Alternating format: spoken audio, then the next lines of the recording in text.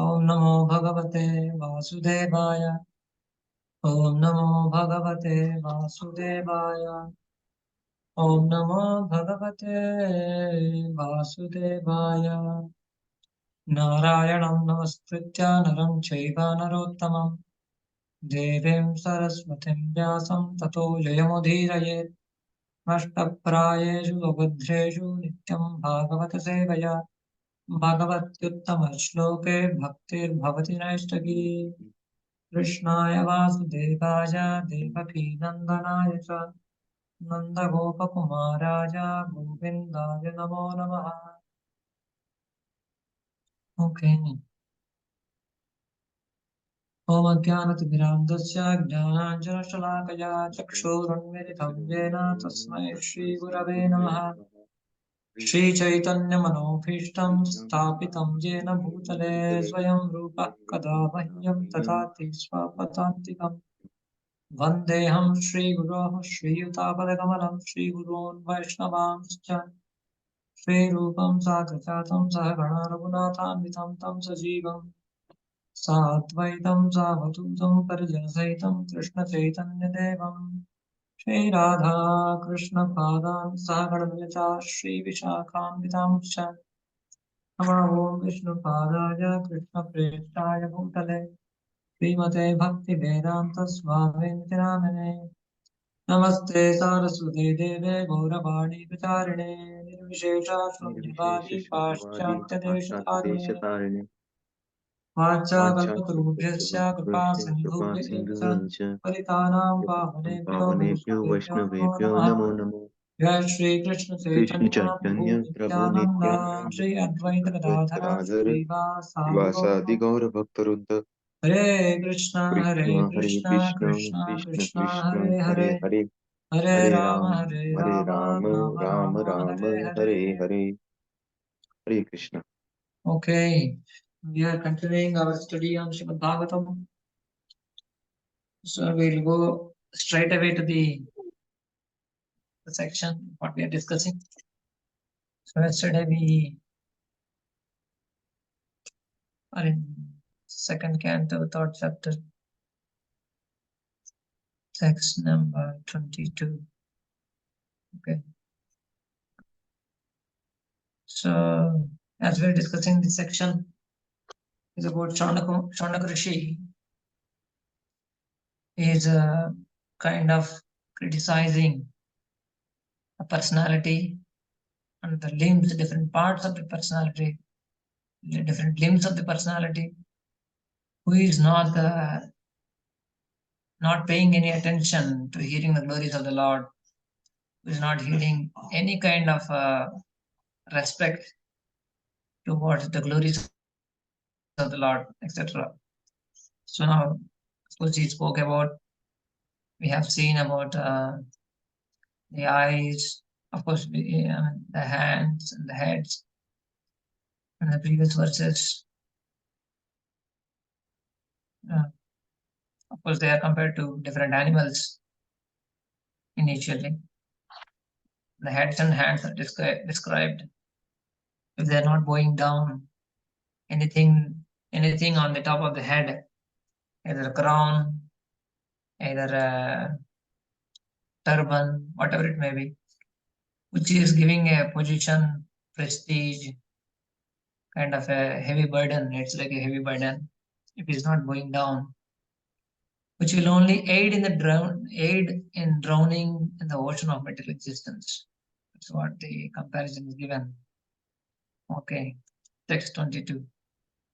Same series will continue. That like he'll be describing different limbs and he'll be comparing with different species of life. Barhayite nayane naranam Lingani Vishnor Nanirishato ye Pado Nranam Tau Brahmajanma Bhajo Kshetrani Nanum Vrajanto Hareryo. Yeah, please read the translation. The eyes, which do not look at the symbolic representation of the personality of Godhead Vishnu, his forms, name, quality, etc. Translation.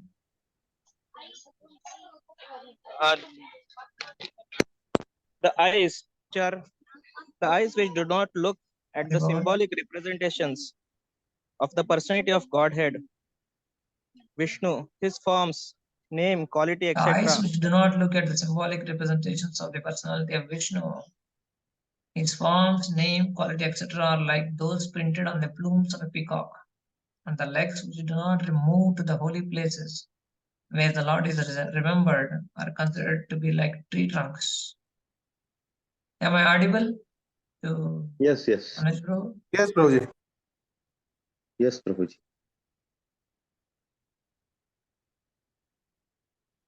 Hare Krishna.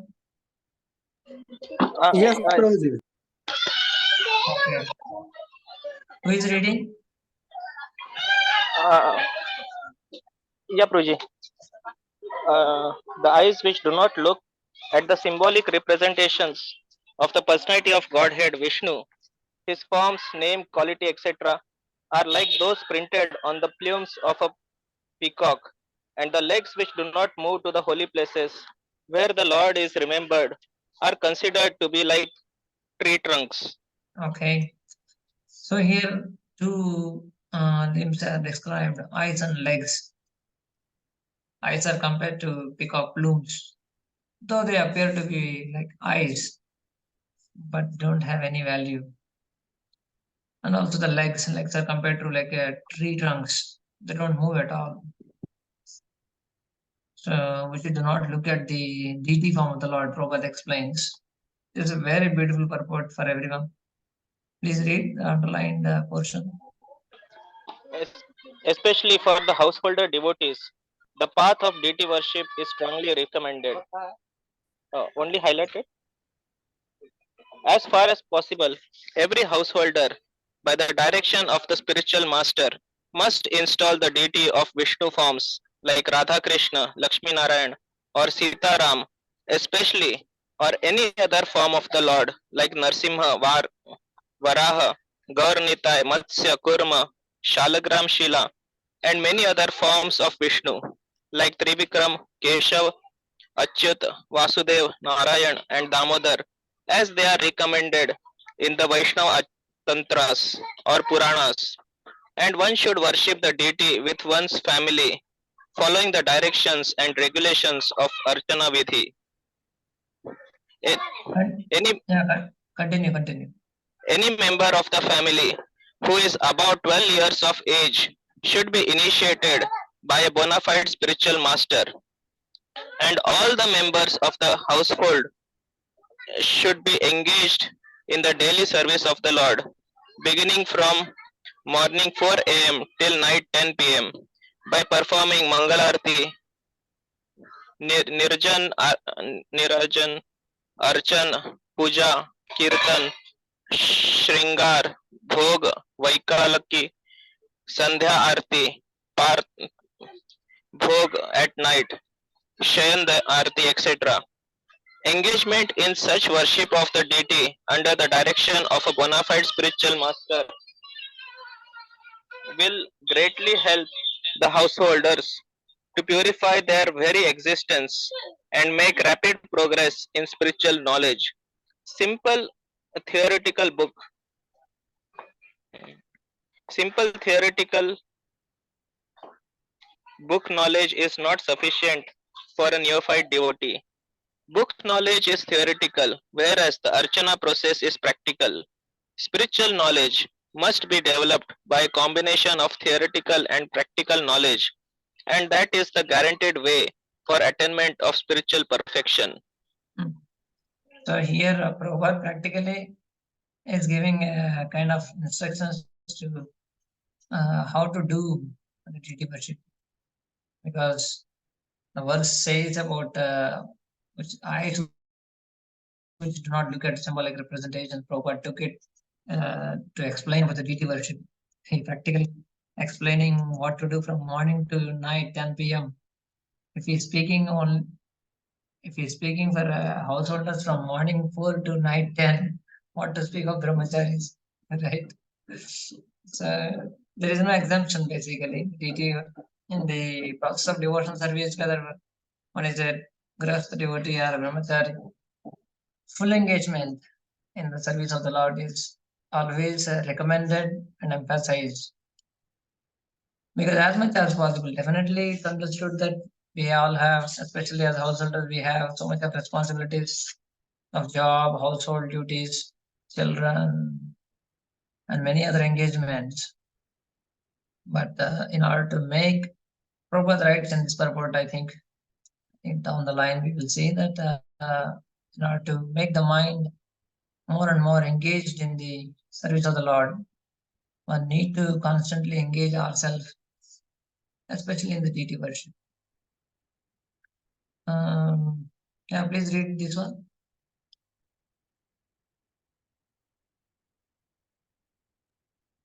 The spiritual master, the spiritual master teaches the neophyte devotee all these kindly and personally to help him gradually in the realization of the transcendental name, quality, form, etc. of the Lord. So he quotes this verse, Shivigraharadhana Nityanana. Spiritual master gives this opportunity in order to engage everyone. Yuktasya bhaktam shaniyanjatopi vande guru charanaravind. He teaches neophyte devotee all this kindly and personally. So by his kindness, by his training, we will be engaging ourselves in the process of deity worship, which is the perfection for all the limbs of the body, especially the eyes. Yeah. Visiting the temple of a devotee and looking at the profusely decorated forms of the Lord, well dressed in a well decorated, sanctified temple, naturally infuse the mundane mind with spiritual inspiration. Yeah.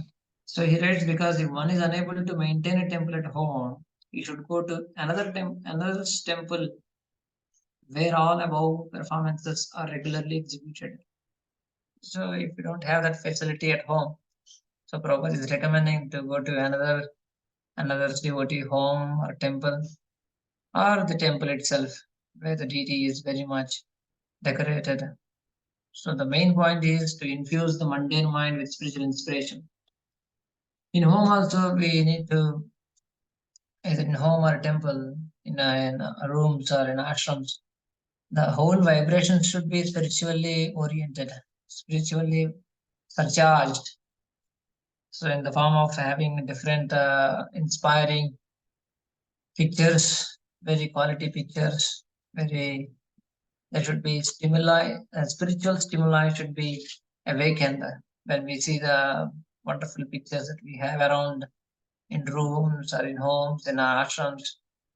Different leelas, whatever we like, either Chaitanya Leela or Ram's Leela, or Krishna Leela, or whatever you are inspired by. You need to have so many stimuli around the form, for the eyes, for the ears, for the all the senses basically. That's how the mundane mind, which is surrounded by the senses, will be infused with spiritual inspiration.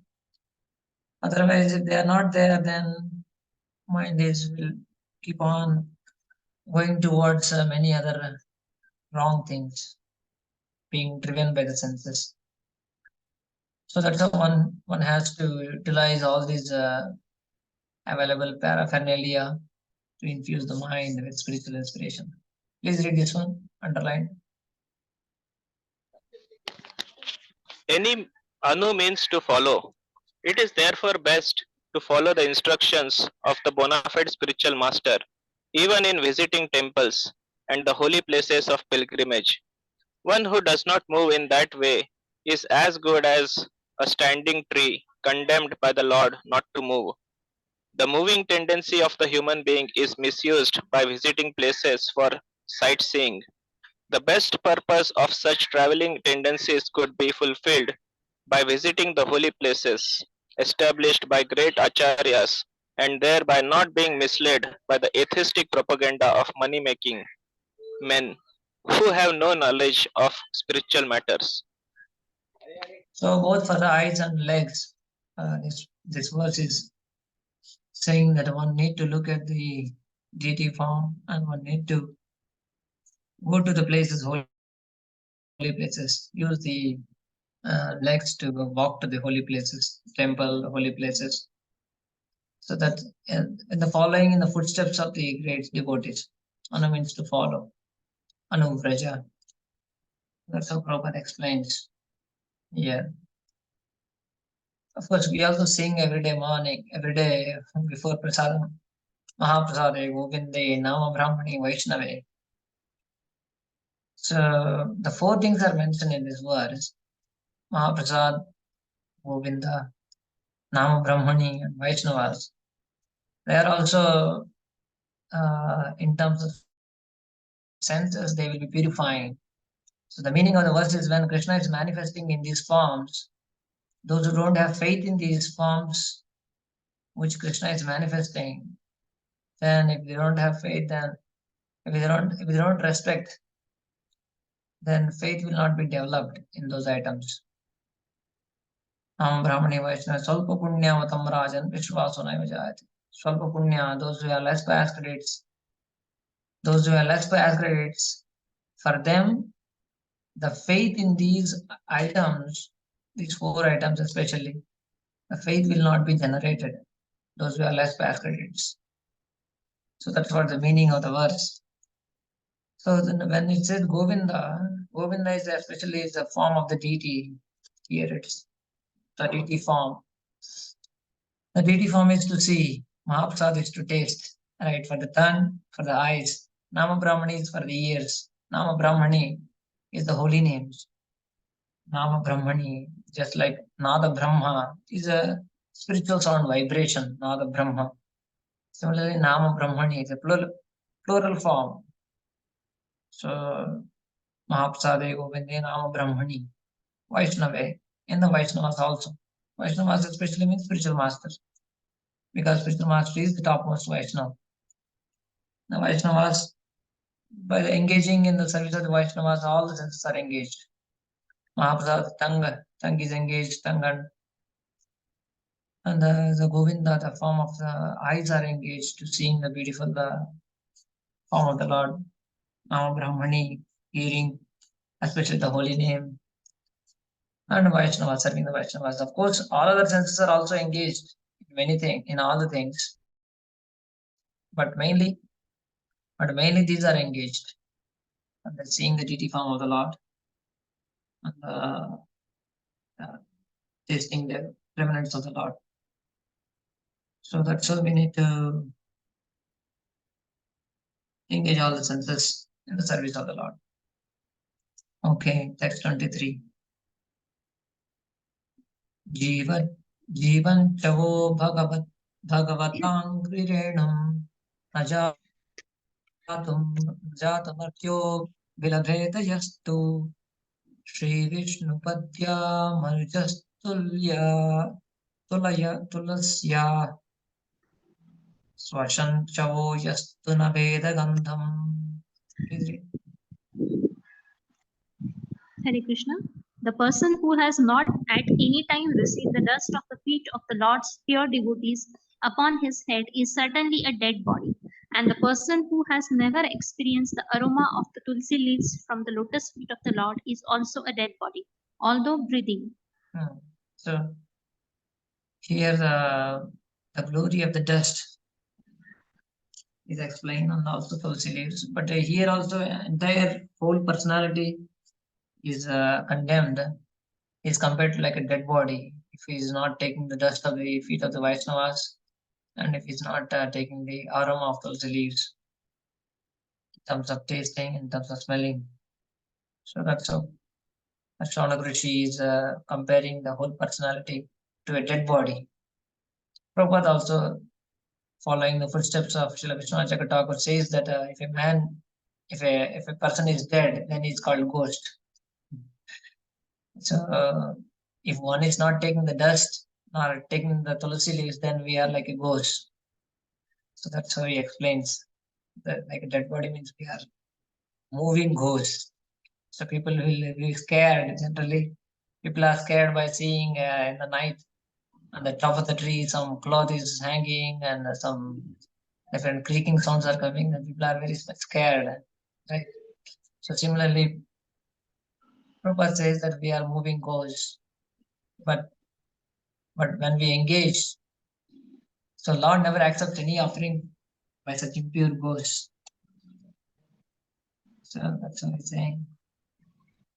But those who are following in the footsteps of the devotees means that taking dust of the lotus feet means that they are following in the footsteps of the acharyas. By that, we will be glorified. Our life will be glorified. It makes the life becomes very auspicious. Please read this one. The glory of the devotee and the Padadhuli. There is one common saying that one should first love the dog of the beloved before one shows any loving sentiments for the beloved. The stage of pure devotion is attained by sincerely serving a pure devotee of the Lord. The first condition of devotional service to the Lord is therefore to be a servant of a pure devotee. And this condition is fulfilled by the statement, reception of the dust of the lotus feet of the pure devotee who has also served another pure devotee. That is the way of pure disciplic succession or development, devotional parampara. Yeah. So the first condition of devotional service is he is therefore to be a servant of a pure devotee. This condition is fulfilled by a statement. Yeah. So taking dust means following instructions of the spiritual master. That's what the main understanding. Definitely, Bhakta Pada Doli, Bhakta Pada Jal, Bhakta Bhakta Vashesha Tina Mahabal. Chaitanya Chaitamrita says that 3 potent ways to develop love of God in a very short time is Bhakta Pada Doli or Bhakta Pada Jal. Bhakta Pada Doli, the lotus dust of the lotus feet, and the Charanamrit of the Lord, and especially the devotees also, especially spiritual master. Bhakta Bhakta Vashesh, the Mahamahapsal of the devotees, that's the spiritual master, not anyone.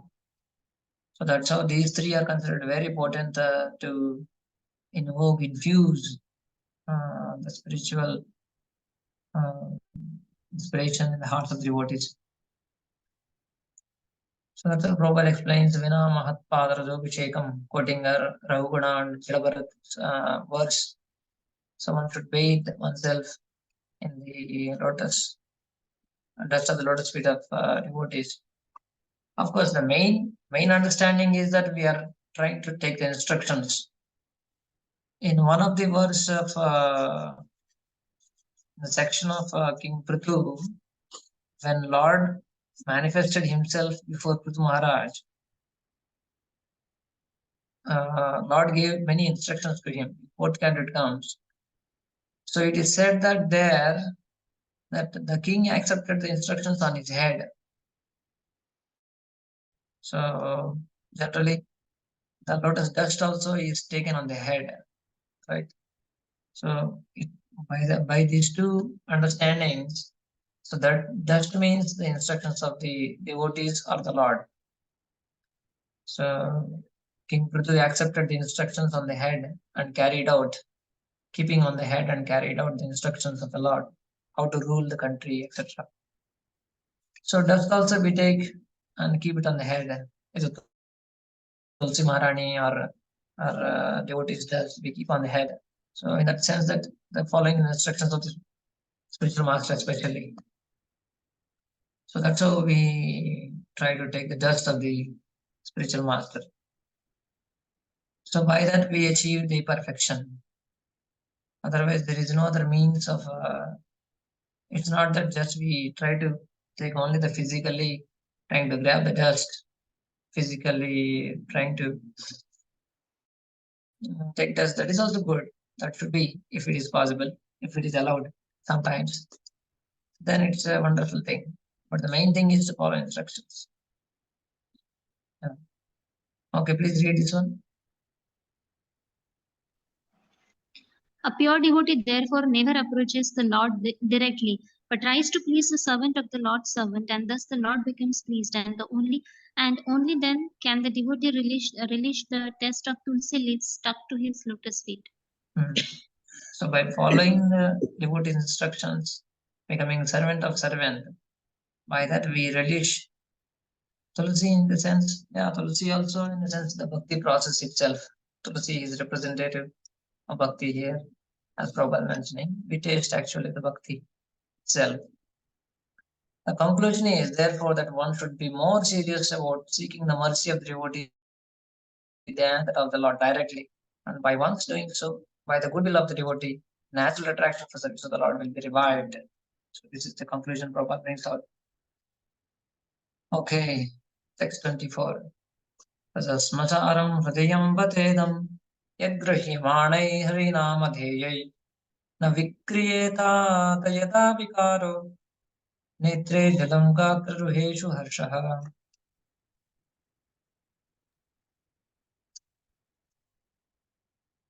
One minute, I think it's okay. Please read if you have translation.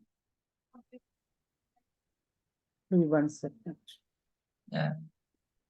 Certainly, that heart is steel framed, which, in spite of one's chanting the holy name of the Lord with concentration, does not change when ecstasy takes place.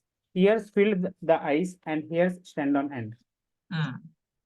So this is the till now the external limbs are criticized by Shaunakurushi.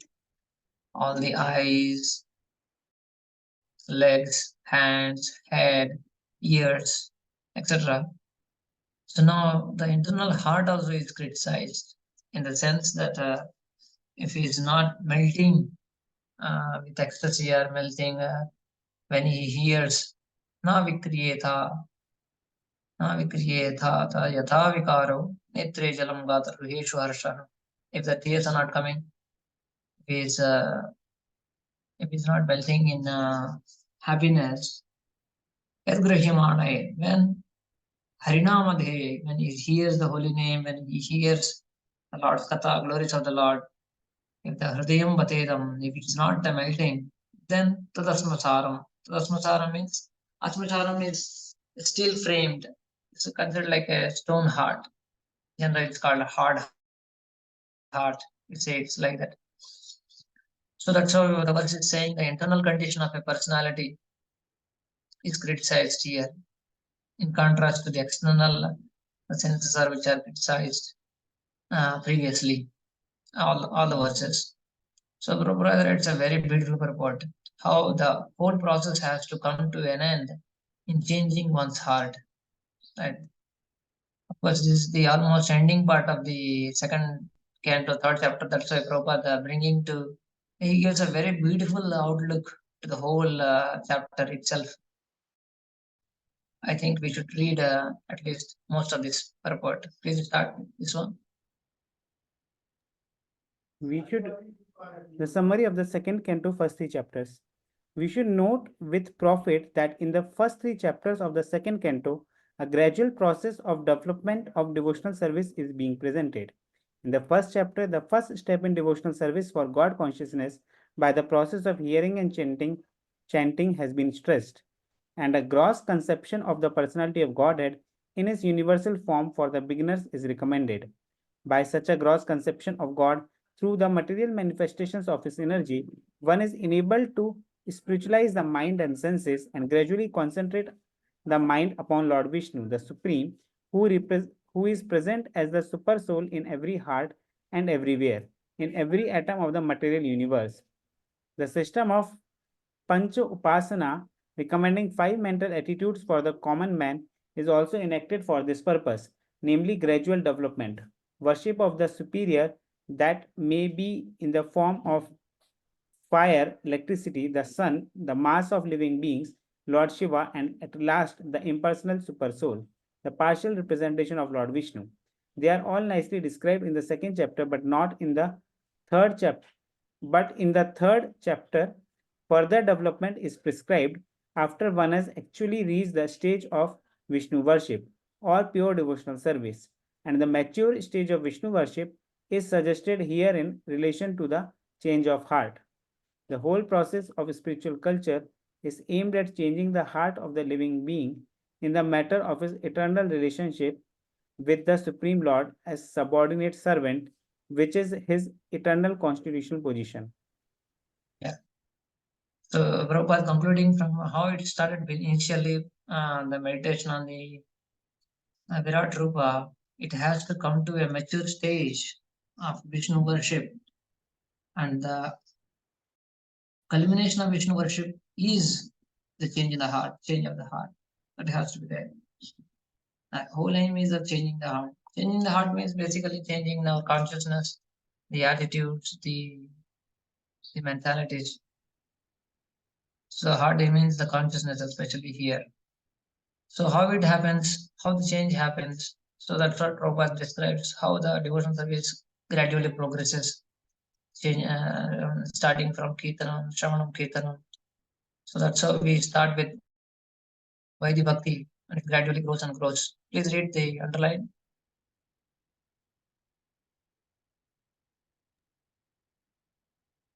It is expected by all means that by discharging regulated devotional service, one must manifest the change of heart.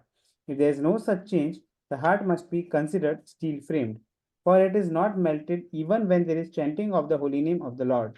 We must always remember that hearing and chanting are the basic principle of discharging devotional duties, and if they are properly performed, there will follow the reactional ecstasy with signs of tears in the eyes and standing of the hairs on the body. These are natural consequences and are the preliminary symptoms of the bhava stage, which occurs before one reaches the perfectional stage of prema, love of Godhead. So, of course, we don't artificially expect or artificially show immediately the symptoms of tears or the symptoms of bhava and prema. They should be naturally outcome of our melting the heart. The internal manifestation, internal change of the heart has to manifest externally as tears and other things. As we also sing in Sikshashtam every day. Nayanam galadashrudharya, padanam gadgadaruddhayagara. When I will chant the holy names, when tears flow from my eyes, when I chant the holy names. So, of course, that is a advanced level. We are not saying that we should imitate or we should artificially manifest. But the main point is that there should be change in the heart, which externally manifests as the symptoms of 8 sattvic bhavas. When we come to the stage of Ishtaruchi, Sakti Bhav, and Prem, the stage of Sakti Bhav, especially Bhav, there are different symptoms. Prabhupada explains then later the Bhava symptoms. But if the reaction is, Prabhupada writes, if the reaction doesn't take place, even after continuous hearing and chanting the holy name of the Lord, it may be considered to be due to offenses only. So this is the opinion of Sandarbha, Yoga Swami. So if there is no changes happening, that means that we need to be careful about what exactly the root cause. So the more, if we are lighting the fire, if we are putting fuel, the fire has to be ablazed. The fire has to increase. If you are boiling the milk, it has to be condensed. The more we are stirring the milk, more time is going, then it should be condensing more and more. It should be resulting in the form of condensed milk. As we grow more and more, it becomes rabdi, then it becomes kava or mava. So the stages has to at least manifest as we actually practicing. Otherwise, either we are adding water to the fire or water to the milk. If the other stages are not coming up, means we need to be careful about. We need to see exactly what is happening. That's why we need to introspect and see if something can be done to improve ours. Of course, this has to be done in the guidance of a senior devotees or guidance of a counselor or spiritual master. One cannot. One can see definitely one's results, one's advancement, as Prabhupada explains also, just like eating. There is no need of certificate. I mean, one feels happy, satisfied, content, dissipation of hunger, mitigation of hunger is there when we're eating, especially when we are hungry. So similarly, the symptoms will be naturally experienced by the devotee. But immediately one may not see, but one should see if one is actually progressing or not. That has to be done. That has to be taken care. So Prabhupada explains a very good, purport in terms of all these 8 bhavas, bhava symptoms of bhava, shanti, avyartha kalatvam, namagane sadaruchi, virakti, manashunyata. These are all different symptoms of bhava you might have read in Anodic Nectar of Devotion, Bhakti Shastri.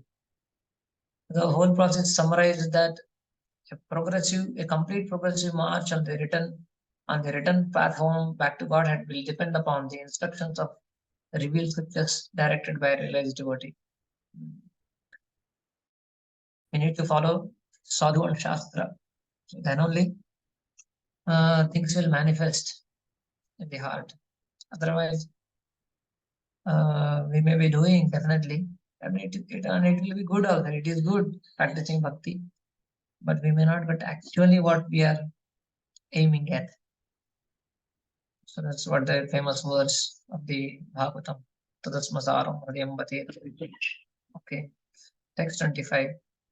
Atha videshangamanonukulam prabhasase bhagavata pradhanaha yadaha vayya sagiratma vidya vicharado nrupatim sadhupshtaha. Is it?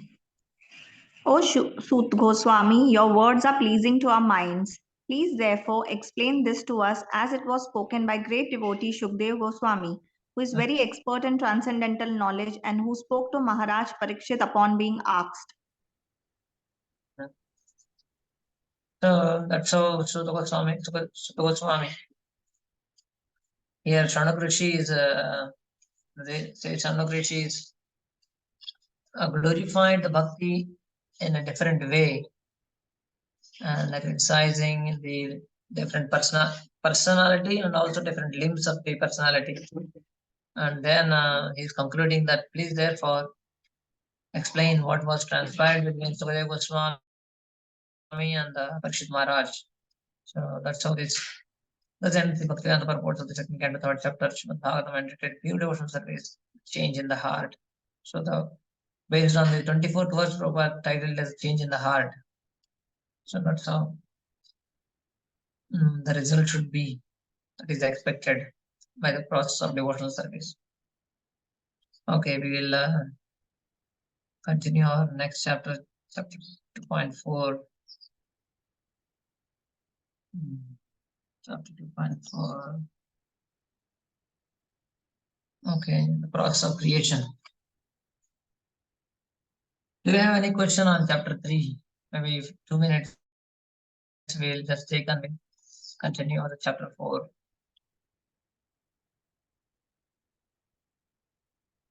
Okay, so basically chapter 3, we have seen how Shaunak Rishi in the end comparing the personality, criticizing personality, and asked the Sutta Goswami to speak about what Sukadeva Goswami and Parikshit Maharaj or discussion between them.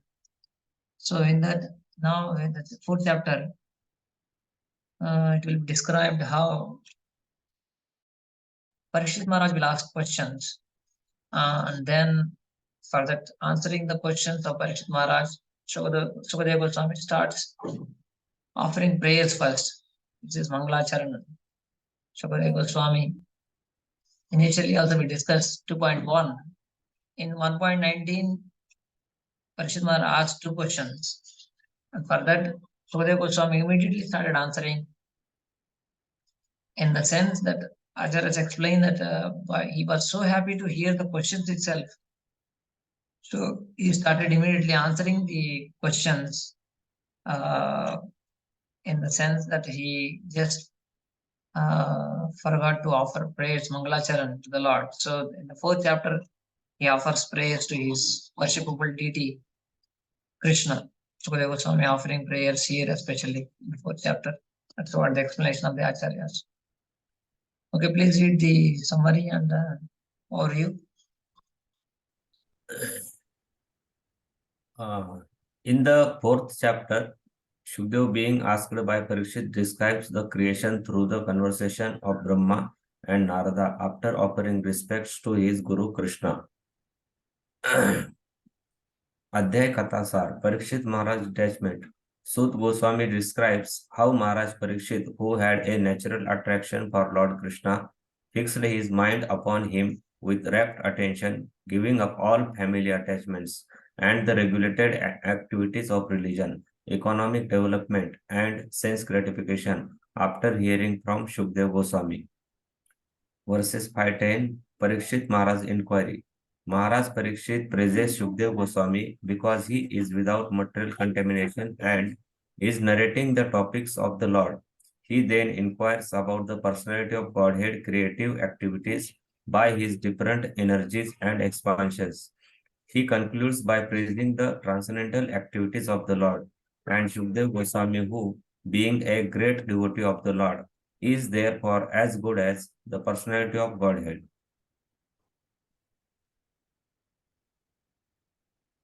Shukdev Goswami glorifies Lord Krishna and prays for the ability to answer Maharaj Parikshit's inquiry. Then he begins to describe a conversation between Narad Muni and Lord Brahma. So here the main sections are 3 especially. Parikshit Maharaj's detachment is glorified by Sutta Goswami. How after hearing from Sukadeva Goswami, who established the bhakti is the topmost process. Whatever one may try, whatever one may desire, sakama, sarvakama, or mokshakama, dharati. So one should practice devotional service. One should glorify the Lord. Bhakti is the topmost. So by hearing that, Parikshit Maharaj was very much became jubilant and happy, and he became more and more intensified in his remembrance of Krishna. That's what Goswami glorifies Parikshit Maharaj's attachment to Krishna, detachment from the material entanglements in the first 1 to 4 verses after hearing Sukadeva Goswami. Definitely Parikshit Maharaj, from childhood onwards, as we have seen, Balak Kridanakan Kridan, the last chapter, where he was glorified by Prabhupada and Acharyas, that he was from very birth, Parikshit Maharaj is very much devoted to Krishna's form, name, his qualities, his pastimes, etc. But after hearing Sukadeva Goswami, it became more intensified. So that's what the main point of Parikshit Maharaj detachment, because he has great attachment to Krishna. Then Parikshit Maharaj asks questions.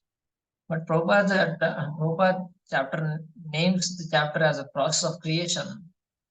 Though there is nothing in this chapter especially, there is no any kind of explanation as a process of creation, but there are only questions about the creation. Parikshit Maharaj asks about creation. He asks Sukadeva Goswami how Lord created this universe.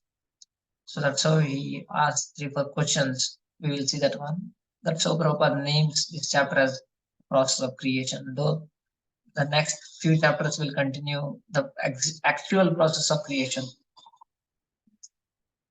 So that's how Parikshit Maharaj inquires in 4-5 verses.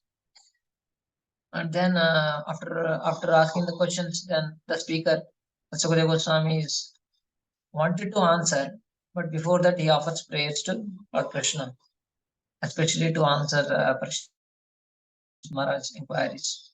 And then he starts narrating the conversation between Lord Brahma and Narada Muni. That will continue how the creation happens in the next few chapters. Okay. Text 1. Vayasakeri vachas tattva nischayam atmanah upadharyaamatim Krishne autareya satim vyadhat.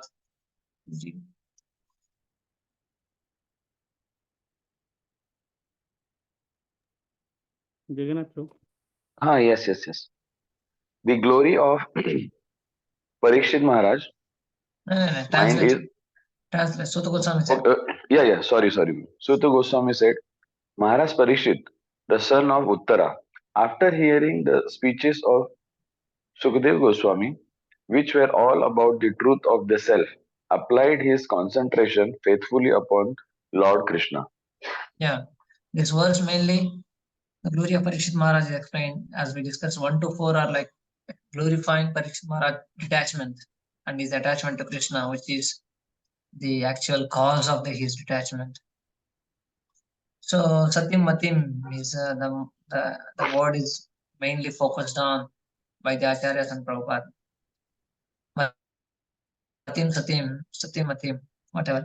So Prabhupada explains. Please read. The, Underline. wo- the, wo- the word Satim is very significant. This means existing and chaste. And both imports are perfectly applicable in the case of Maharaj Parikshit.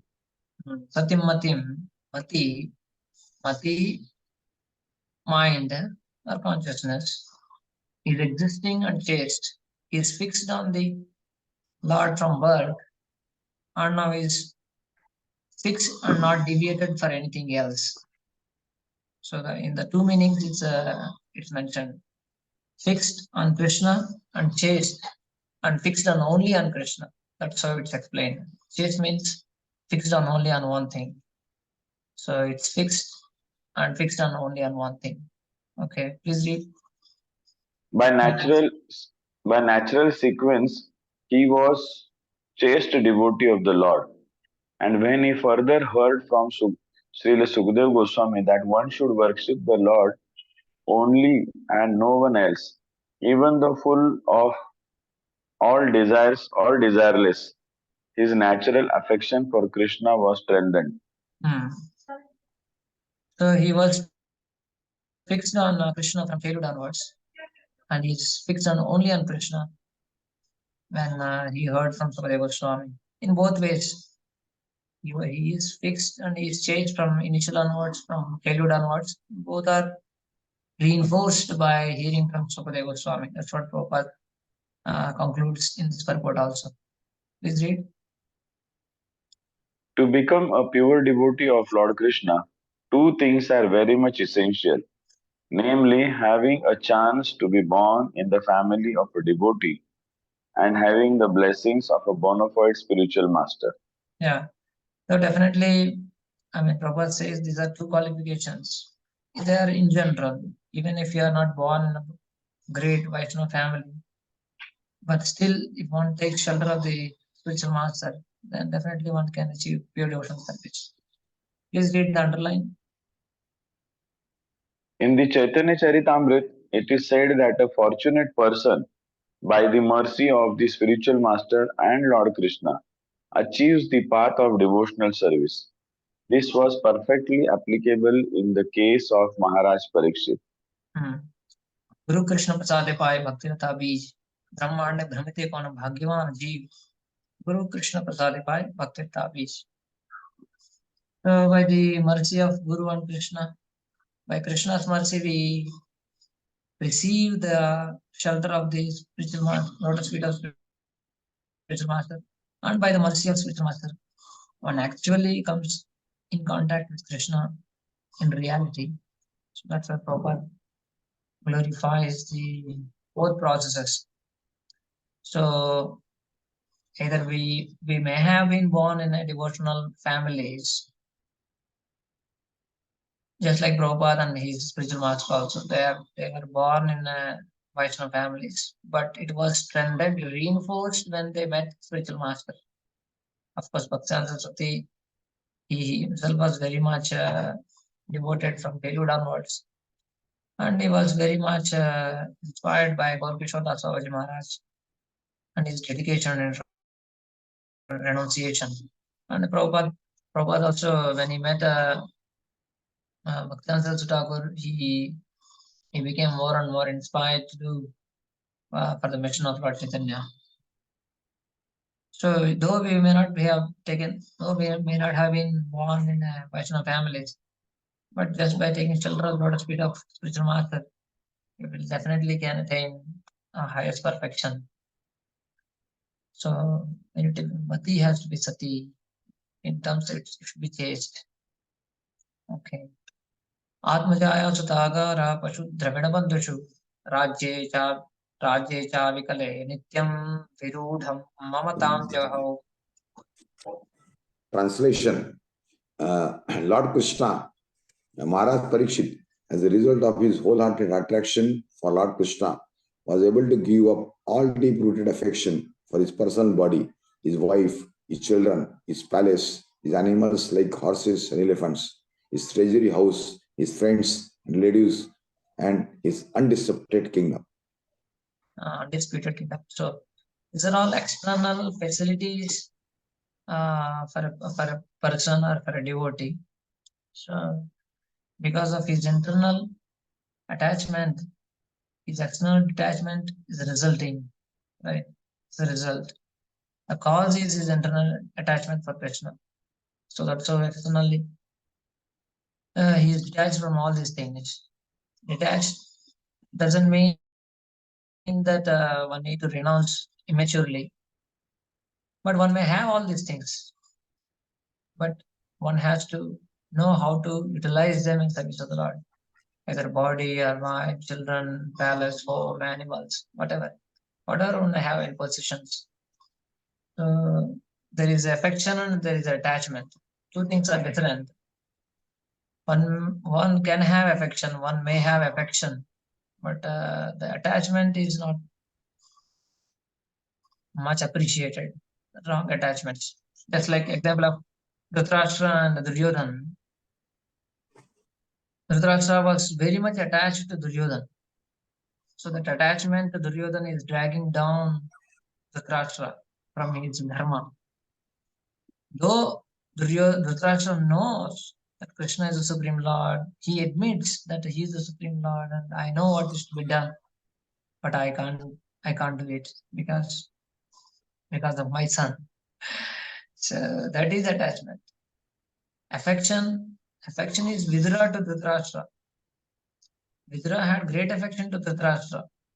That affection means it uplifts a person from a lower level to higher level. Though Vidura he was thrown out by Duryodhana by his strong words, sharp like words. But still, Vidura came back to uplift the Dhritarashtra because he had affection. So that's how that affection and attachment are quite different in a sense that affection uplifts, but attachment may drag us down. So attachment is not appreciated, but affection can be there for all these things, the wife, children, palace, animals, because one uses all these things in service of the Lord. That's why we need to be careful about our attachments, and which should not drag us down. Definitely, all these things can help many devotees have those, just like we have many examples in the Srimad Bhagavatam itself. Yudhishthira Maharaj, Prahlad Maharaj, Ambarish Maharaj, everyone, even Parikshit Maharaj. But when the time came, they became so detached from all these things. So that's mainly Prabhupada explains here that the materialist attachments attaches to these things, all these wife, children, home, etc., cars.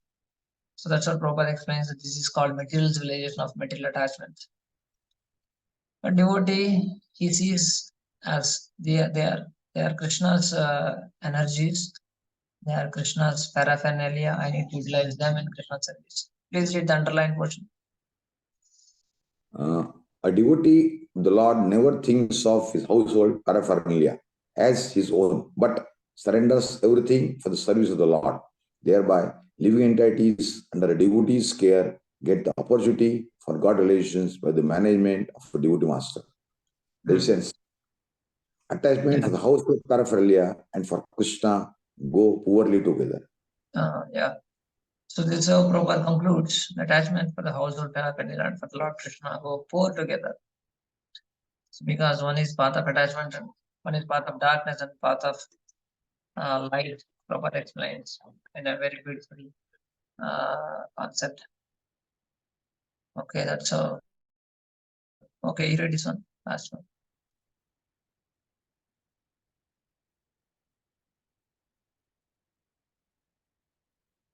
Hare Krishna.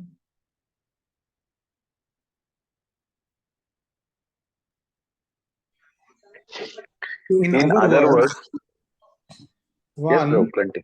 yeah, in other words, one who, like Parikshit, Maharaj Parikshit, has seriously heard Srimad Bhagavatam for even one day from a fit personality like Shukadev Goswami, may be able to lose all affinity for material things. There is no utility simply in imitating Maharaj Parikshit and hearing Bhagavatam from professional men, even for 700 years. To take Srimad Bhagavatam as a means of maintaining family expenditure is the grossest type of namaprad offense at the feet of the Lord. Sarva Shubha Kriya Samyam Api Pramadah. So here Prabhupada is bringing out the Nirbandha Krishna Sambandhe, as we have discussed that. We need to utilize everything, whatever we have, we try to utilize. Dovetail, Prabhupada uses the word.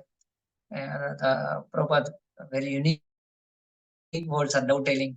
Dovetailing is one of the unique word in Krishna consciousness. That we, whatever we have, we dovetail. Of course, some devotees use it a wrong way as well. But still, dovetailing is the one of the main principle of Krishna consciousness. Whatever one may be. One may be doctor, one may be lawyer, one may be artist, musician. Prabhupada says, dovetail whatever you have, inclination you have with Krishna consciousness. Practically everything can be dovetailed in Krishna consciousness, service of Lord. Nirbandhe Krishna Sambandhe. In the same way, whatever paraphernalia we have, whatever we have in our possession. Yat karoshi, yat ashnashi, yat juhoshi, yat, as Bhagavad Gita also mentions. So by that we attain perfection. That's what Prabhupada concludes in the sense that one who is like Parikshit Maharaj has seriously heard Bhagavatam first. Even one day from a fit personality like Sukadeva Goswami may be able to lose all affinity for material things. So the detachment, whether it is whose responsibility, either should be the teacher or the student. It's like we can try to contemplate who's responsible for learning, understanding, and realization, student or teacher, or disciple or spiritual master. So here Prabhupada mentioning a point that when one hears from a fit personality like Sukadeva Goswami, even for one day, there is a great realization about the futility of this material enjoyment, and one becomes detached from everything. And if you hear from personalities who don't have any kind of that substance, professional men especially, even for 700 years, Prabhupada, right? Though we may not live for 700 years, but just emphasis on the point that we need to hear from the right source. He mentions that point that it doesn't result in anything in terms of detachment from the material things. That's what we see. That people go to Katha, they may cry for some time, then come back home and then again watch TV and cry. Serials, right? So there is no tangible change. So we need to see the proper source of hearing. That's how the actual effect, benefit, actual transformation will be there then only. So it's both responsible. If I am a student, it's my honors. It's honors on me. It's my responsibility that to hear properly, to apply properly, that that the effects are seen in my life. If I am a teacher, then I need to take full responsibility. That's what even Bhagavatam says. That Bhagavatam says the famous verse. It says that one should not become a teacher, one should not become a parent, one should not become a politician or king, if one is not able to deliver the dependence. I'm unable to remember the words immediately. Anybody remembers the verse that? Prabhuji, it is Pitana Sasyat, Janini Sasyat. Correct. Oh, Pitana Janini Sasyat, Janani Sasyat. Correct.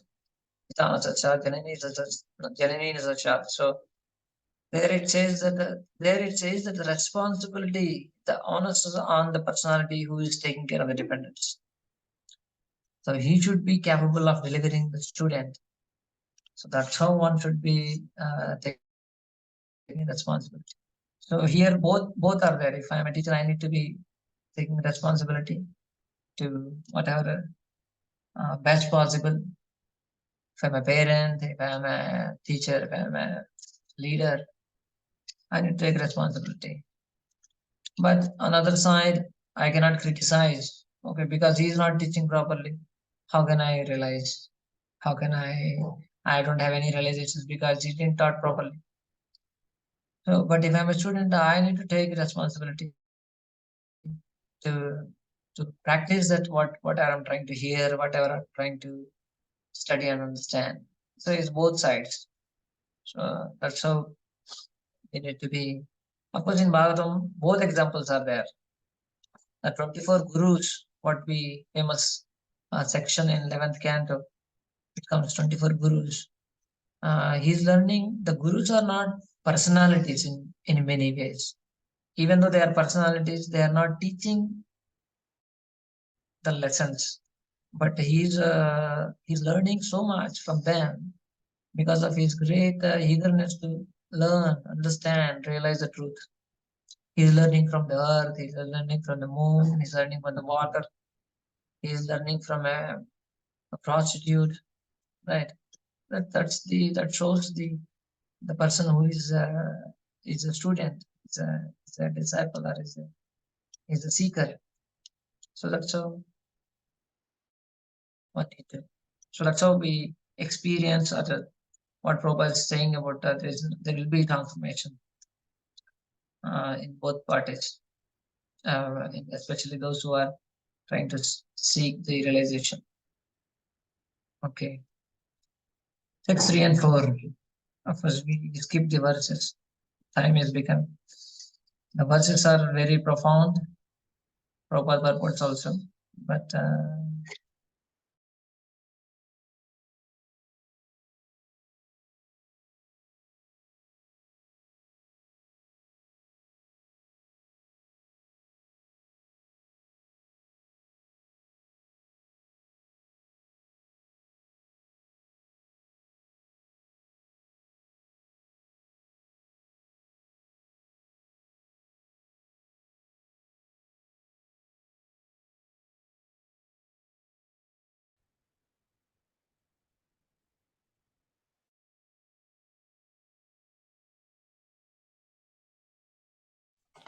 Prabhuji is not audible? Yes, Prabhuji. Yeah, not audible. I think he got disconnected.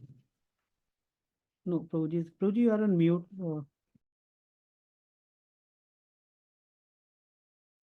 yeah, 1 minute. Just share the document. Yeah, continue.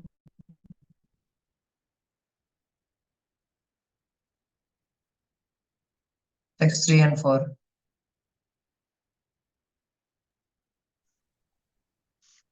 O great sages, the great soul Maharaj Parikshit constantly wrapped in thought of Lord Krishna, knowing well of his imminent death, renounced all sorts of fruitive activities, namely acts of religion, economic development, and sense gratification, and thus fixed himself firmly in his natural love for Krishna and asked all these questions exactly as you are asking me. Should I continue, Prabhuji? No, so Goswami. 1 minute. We will just say. So Goswami here replying the inquiries of sages. And then in this verse, especially saying how by knowing the imminent death, what caused him Samstam Vignaya Sanyasya. Samstam means death. The death. Vignaya Sanyasya. He is renounced. So because he has very less time, so he immediately became detached. Then he became detached from karma trivargam, means he became detached from all these dharmartha kama moksha. Dharmartha kama especially trivargam they call, not moksha. Dharmartha kama, they are called trivargam. Then Vasudeva Bhagavati, the devotion to the Lord Vasudeva. Atma bhavam dridam gataha, more intensified. So his love, natural love, intensified. That's what we are explaining. 1 to 4, verses 1 to 4 explains that because of his strong attachment to Krishna, he became detached from all the other things. So that's mainly explaining this verse. Prabhupada explains Traivargikam, karma Traivargikam sanyasya. He became detached from dharma, artha, kama. Please read this one. As a great emperor of the world, Maharaj Parikshit had to observe such regulations of the Vedic Karmakandiya section, but by his slight association with Shukadev Goswami, he could perfectly understand that Lord Krishna, the absolute personality of Godhead Vasudev, for whom he had a natural love since his birth, is everything. And thus he fixed his mind firmly upon him, renouncing all modes of Vedic Karmakandiya activities. So Prabhupada especially focuses on this dharma, artha, kama, how especially the devotees, though they may sometimes appears to be doing karmakanda, but they don't have any kind of faith in them while practicing them. Because as a Sreshta, as a king, he may have to do some yajnas, some things which are beneficial for the society in general. As a king, he need to do. But his focus is on bhakti. But his mind is naturally fixed upon Krishna. Now, because of his situation, he renounced everything and practices itself, even if it's not at all attached to all these kind of karma kanda. So the same theme Prabhupada continues about how this, all the devotees especially, they give up all these karma kandiya conceptions of life, but solely and wholly depending on the personality of Godhead Krishna. So that's how he explains one word called Shraddhamanam Mahamanaha from the verse. So the devotees are not at all interested in all these karmakandi section, karmakandi conceptions of life, but they are depending on Supreme Lord as Mahatmas do. From Prabhupada quotes from Bhagavad Gita, the verse. It isn't quote, but it says that from Bhagavad Gita, these are all Mahatmanastu Mam Parda Daivim Prakriti Machita Bhajanti Ananya Manaso. Ananya Manasa, that word Prabhupada translates very, he quotes 4 or 5 verses which says Ananya Manasaha. To support that Ananya Manasa, they are very much devoted, determined to practice devotional service in spite of so many obstacles. That's what he quotes. Asleshava Padaratam.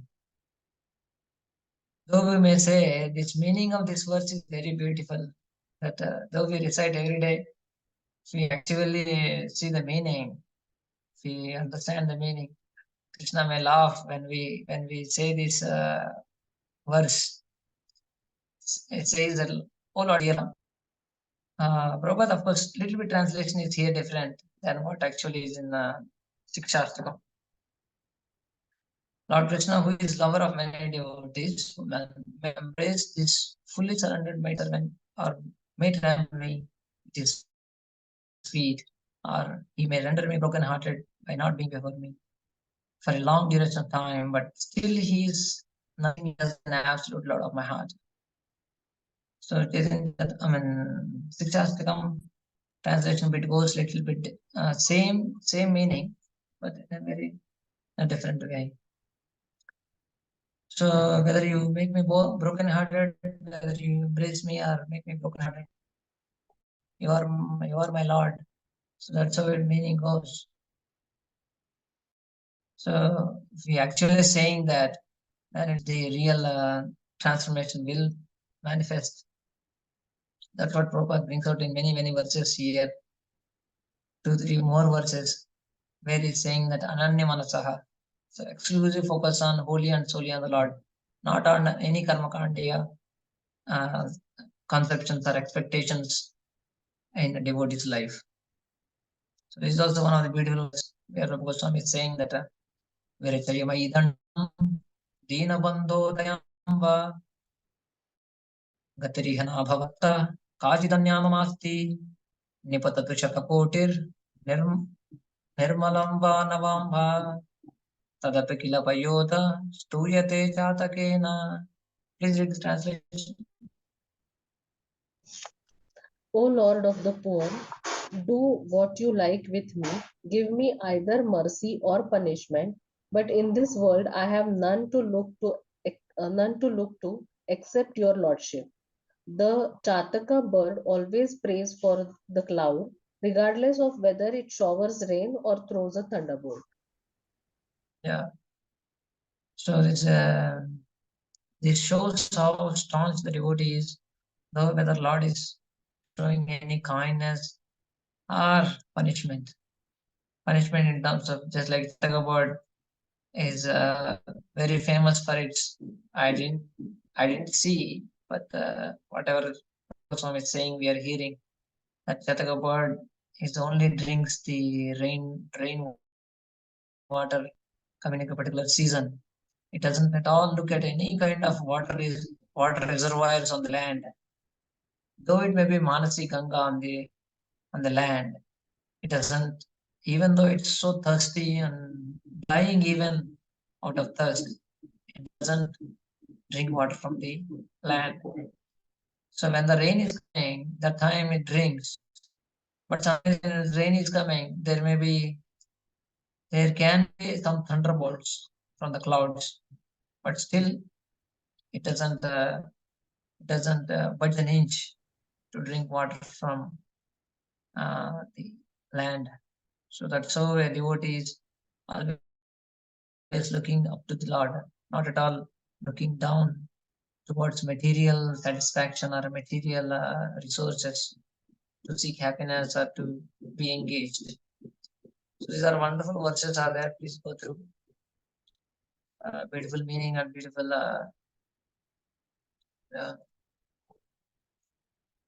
expressions of the heart of a devotee. Please read this one, highlighted verse. The whole matter is concluded in the Bhagavad Gita 2.41 as Vyavasayatmika Buddhi, or the absolute path of perfection. Sri Baldev Vidyabhushan, a great Vaishnava scholar, defines this as Bhagavad Archana Rupaika Nishkama Karmabhir Vishuddha Chittaha, accepting transcendental loving service to the Lord as the prime duty free from fruitive reaction. So Maharaj Parikshit was perfectly right when he firmly accepted the lotus feet of Lord Krishna, renouncing all karma kandiya conceptions of life. Basically, Karmakanda means that the essence is that enjoying mentality of the material resources, enjoying the whatever we have in our possession. So that's represents Karmakandiya conception that we are the enjoyers. So that we need to, that we can only give up when we keep Krishna as center, as Krishna as the enjoyer, and we are his servants. With that conception only we can get rid of this conception. By that, that's what the main section is. The more we focus on Krishna, giving enjoyment to Krishna, the more we become attached to Krishna, the more we will become this conception, the more we become detached from this material entanglement in the name of material attachments. So that's what the whole section, that Parikshit Maharaj detachment is described as Suta Goswami. He is glorifying Maharaj Parikshit attachment to Krishna, which resulted in detachment from the all other things of all other paraphernalia in terms of material life. material civilization, but as Prabhupada mentions it. So text 5 to 10, our Parikshit Maharaj asking questions. Okay, please read translation.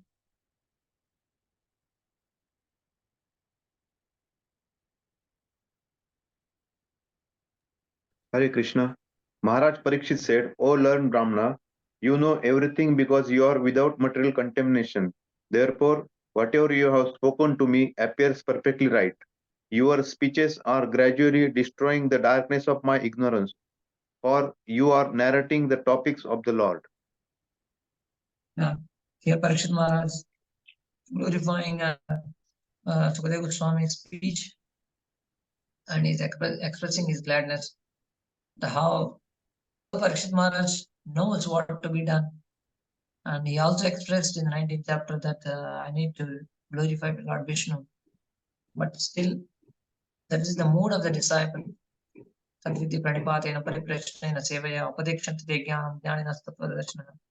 Even we see in Chaitanya Charitamrita the mood of disciples by the conduct of all the Goswamis, Rupa Goswami, Sanatana Goswami, Raghunath Das Goswami, how they approach Lord Chaitanya and what kind of a mood they express to Lord Chaitanya, very, very much appreciative. We need to understand the mood of a disciple, how we need to express ourselves before spiritual master, our mood and our feelings.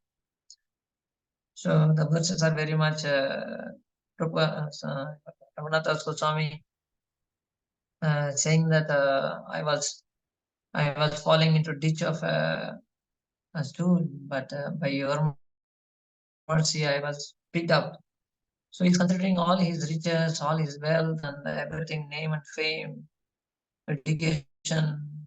Even Prabhu Goswami, Sanatana Goswami also. So Sanatana Goswami questions also. Kayami, Kenyamar, who am I? And so that's so that the mood of a disciple, actual disciple. So here also Parikshit Maharaj is feeling glad in the sense that whatever you spoke, that is destroying my illusions, destroying the darkness of my ignorance. So Prabhupada explains the same word, tamo virishyate mahyam, my darkness is being destroyed. How we need to see, please read the underlying question.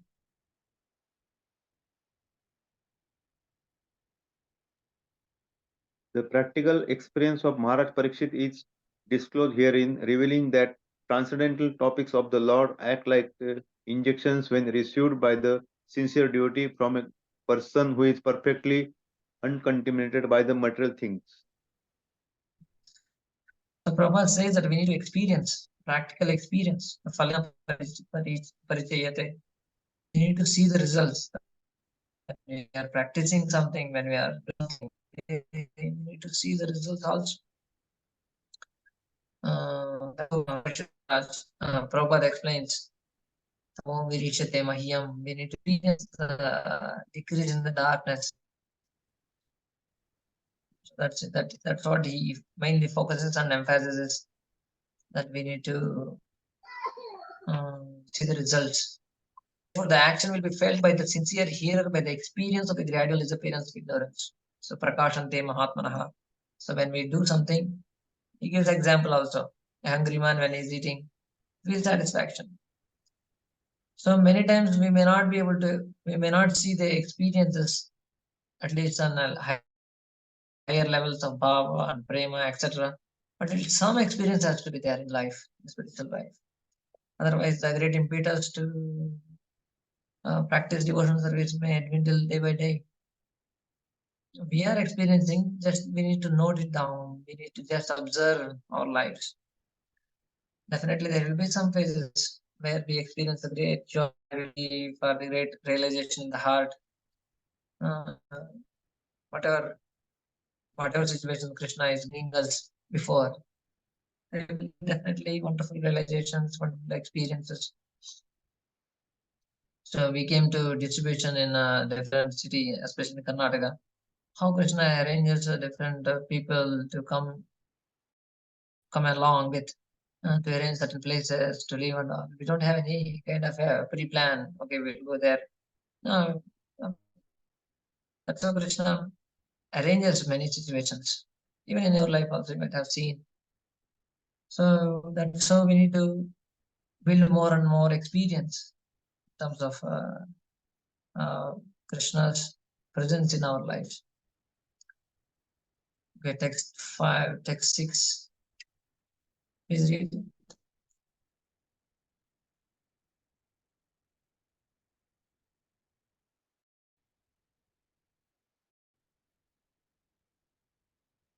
I beg to know from you how the personality of God is by his personal energy creates these phenomenal universes as they are, which are inconceivable even to the great demigod. Yeah. So now the question, actual question starts here. Now he glorified Parikshit Maharaj, Sukadeva Goswami. Now Parikshit Maharaj is asking how the personality of Godhead creates these phenomenal universes, which are inconceivable even to the. So these are 5 to 10 are Parikshit Maharaj questions, and he's asking about asking about creation. So Prabhupada brings out that point that we need to inquire from Spiritual Master. Please read the highlighted portion, underlined portion as well. For every unknown thing, we have to learn and inquire from a learned personality.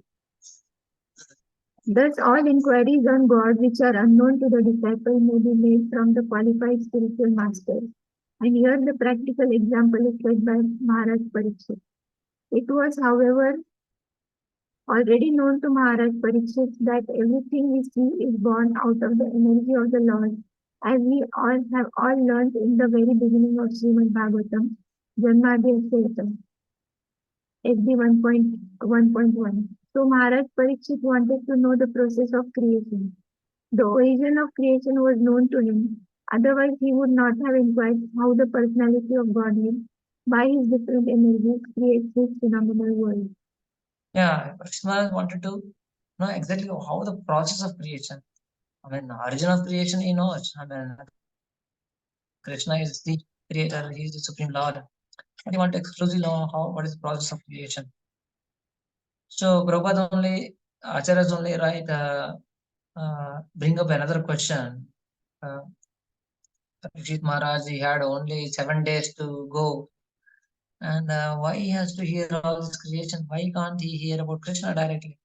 That's what the question raised by Acharyas and Prabhupada. They only answer. Before that, Prabhupada brings out the practical point of how, for the audience of the modern audience, how creation itself implies the creator. There has to be a creator for everything which is created. So that needs a little intelligence, just like a child can't understand. Prabhupada's famous example, electrical energy and electrician. If the electricity is coming in the home, means that there has to be some electrical powerhouse. If there has to be electrical powerhouse, means it has to be run by a person. So that's how he built the whole topic that behind this creation there is a creator, this Krishna, who was accepted by Brahma himself as the source of all causes of all causes. So Krishna is that supreme cause of creation, but the foolish people doesn't understand. That's what Prabhupada mentions here. So now the question comes where why Parikshit Maharaj asked the question about creation instead of Krishna's passion. Please read the underlined question. The time was very short, and naturally Sukadeva Goswami could have gone directly to the 10th canto to make a shortcut of the whole thing, as generally done by the professional reciters. But neither the king nor the great speaker of Srimad Bhagavatam jumped forward like the organizers of week-long Bhagavatam readings. Both of them proceeded systematically, so that future readers and hearers might take lessons from the example of the procedure of reciting Srimad Bhagavatam. Those who are under the control of the external energy of the Lord, or in other words, those who are in the material world, must first of all know how the external energy of the Lord is working under the direction of the Supreme Personality, and afterwards one may try to enter into the activities of his internal energy. Yeah, the external energy activities means that the creation of the world, how it runs and what happens here under the modes of material nature. Activities of internal energy means the spiritual world. So we need to know the greatness of the Lord before the sweetness. That's what Prabhupada brings out this point, and he concludes. Therefore, the neophyte devotee, instead of jumping at once to the platform of transcendental pastimes presented by the internal energy of the Lord, may know how great the Supreme Lord is by inquiring about the process of his creative energy. So we need to know his grace so we don't get illusioned or deluded when we try to hear when Krishna is doing wonderful pastimes with the Gopas and Gopis and Rasalila, etc. Don't have any kind of a confusion. Please read the last this one. Only when one knows Lord Krishna's greatness can one firmly put one's unflinching faith in him. Otherwise, like the common man, even the great leaders of men will mistake Lord Krishna for one of the many demigods, or a historical personality, or a myth only. So that's how we need to hear the greatness of the Lord to him, build our faith, reinforce our faith in him, that he is the Supreme Lord. And he doesn't do any kind of a mistake or any kind of things which may be bewildering the normal personality, normal common man. To hear the about greatness of creation. I mean, hear the activities of the Lord in connection with his external potency also. What is making an acharyas, especially Krishna Thakur mentions that you need to hear about Srishti Leela before trying to understand the Rasa Leela. Text 7. Please read.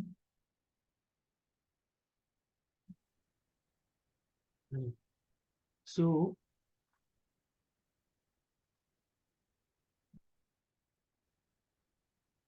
kindly describe how the Supreme Lord, who is all powerful, engages the different energies and different expansions in maintaining and again winding up the phenomenal world in the sporting spirit of a player. Just like he is compared to a sporting player, Atmanam Kridayan Kridan. Krishna is now he's asking about maintenance and winding up.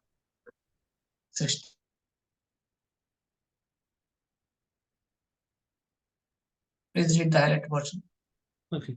So all living entities, both in the conditioned state and in the liberated state, are maintained by the Almighty Supreme Lord.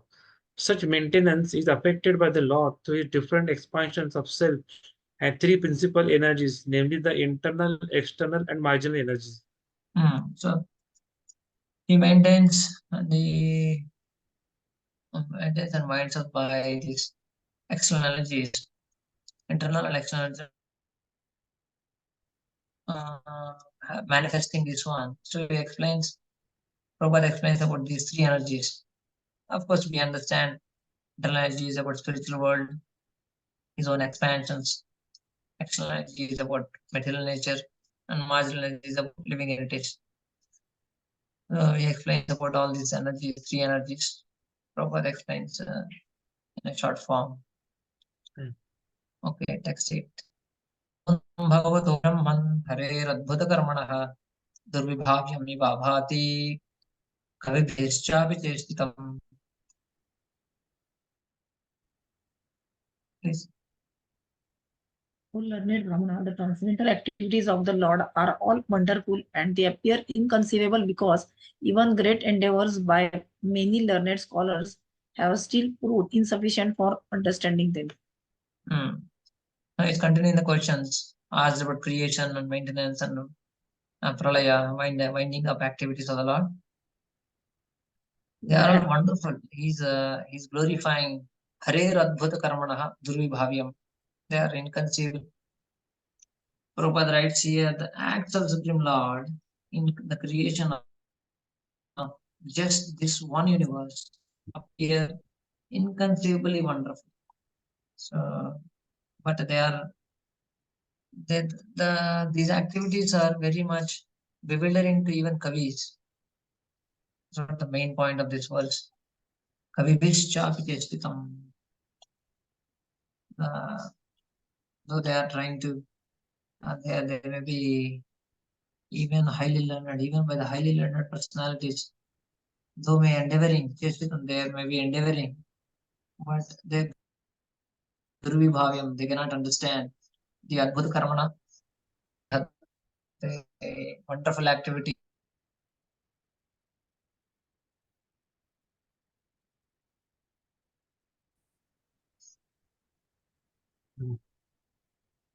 No.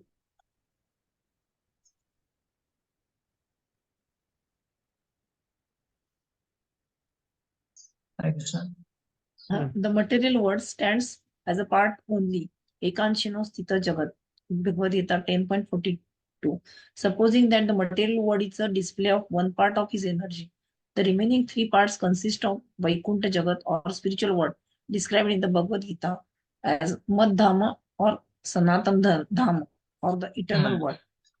Yeah, now Prabhupada is contrasting the creation of the material world with the spiritual world. So though material worlds are created and maintained and annihilated, Vaikunthas are not created or maintained and annihilated. There is no kind of any creation of the spiritual worlds because they are there. Like there is no kind of creation of the spiritual world. That's what mainly Prabhupada's emphasis on. His Dhamma is eternal. His Dhamma is Anadi. So his Dhamma, his Leelas, his existence, Krishna's existence, these are all eternal. And we are also eternal. The living entity is eternal. The Lord is eternal. We are always part. My Vamsho, Jivalo, Bhuta, Sanatanaha. We are all eternal. But the destroyed for the sake of the living energy. Krishna Bhuliya Jiva Bhagavan Chakare Nekataste Ma Japati Adare. So living entity wants some separate enjoyment. So creates this world to give energy. Living entities. Okay. Only for Prabhupada writes that the wonderful this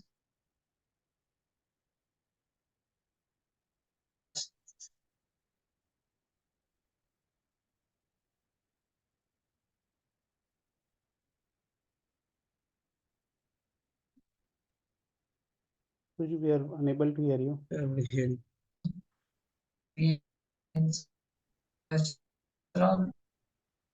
amazing.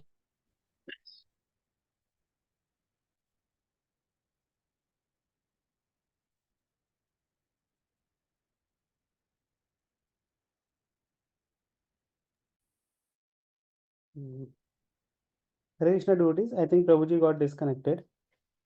So few quick announcements till Prabhuji joins. Yeah, sorry. Prabhuji is here. Sorry, I think. Are you able to hear? Yes, Prabhuji. Okay. I think I need to share it. Okay, so here Prabhupada shares some of the facts. One of the newspaper from his time, 1960s, that he writes a purport also here about existence of these different planets which they're having life. That's what the scientific experiments which are expressed in the newspapers. The Prabhupada writes about scientists, how different planets have life also. There is life planets. So all these things, scientific findings he mentions in his report. So please read the underlined portion.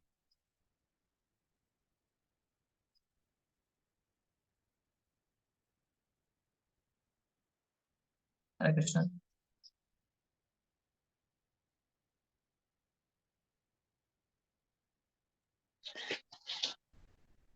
This adaptability. Hare Krishna. This adaptability of an organized organism to different varieties of planets is described in the Brahma Samhita as Vibhuti Bhinnam.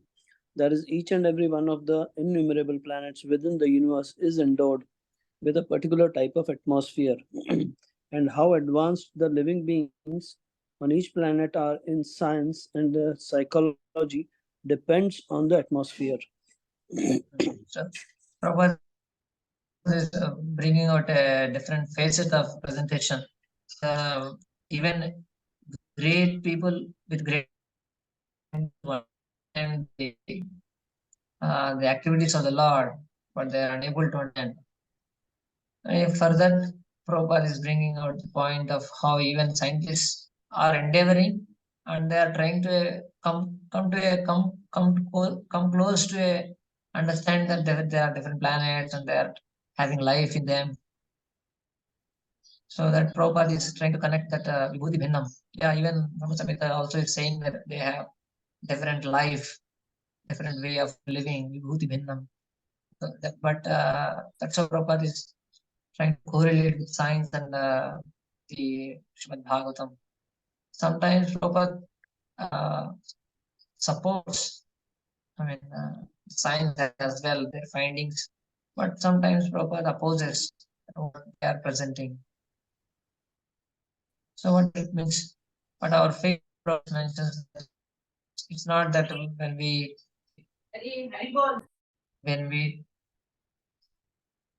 Hare Krishna. So it's not that when we come to a understanding that life in the other planet, when scientific finding has led to suppose, when such a finding comes, then maybe but that faith has to be should not just based on scientific experiment. That would be secondary. Okay, find there. So and it's practically doctor reincarnation. Here is a finding can be reinforced, and it's good, it's okay, but it should not be exclusive on them, because today say tomorrow anything. So, but our faith has to come from Shastra, Shastriya Shraddha, based on scriptures, based on. So Prabhupada sometimes he supports, sometimes opposes. Okay, that's okay. Prabhupada raises a question.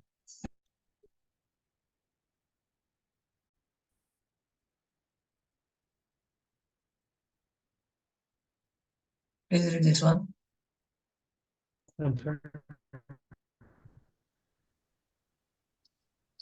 Can we go to different planets? How? One has to prepare himself, therefore, to be transferred. No, the red and blue. Yeah, okay. Maharaj Parikshit's statement regarding the workings of the creative energy of the Lord discloses that he knew everything of the process of creation. Why then did he ask Shukdev Goswami for such information? Maharaj Parikshit, being a great emperor, a descendant of the Pandavas, and a great devotee of the Lord Krishna, was quite able to know considerably about the creation of the world. But that much knowledge was not sufficient. He said, therefore, that even greatly learned scholars fail to know about that, even after great effort. Yeah. So though he know about creation and all, yeah. So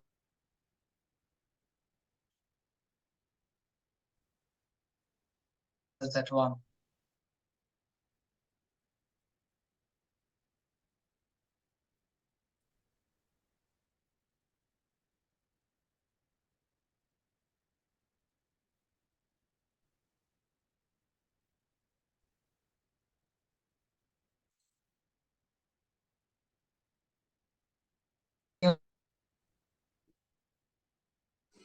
Prabhuji is not audible, huh? Yeah.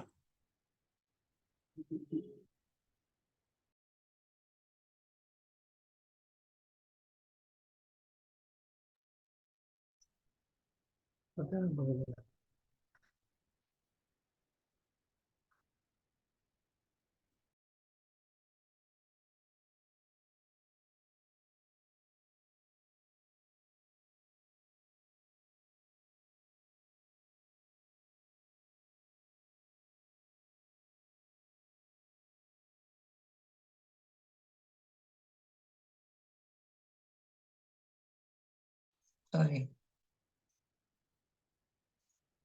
1 minute, I'll just share. Okay. Yeah. Hope my voice is okay today. Is it audible? Is it okay? Anyone else? Yes, Prabhu. Yes, Prabhuji. Okay. So here Prabhupada himself raises the question about, though Parikshit Maharaj knows, when he asks the question, it itself discloses that he knows about creation. But why he asked the question?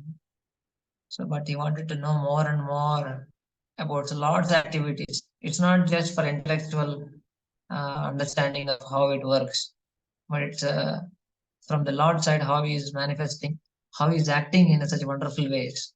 That is the main driving force for the Parikshit Maharaj to ask the question.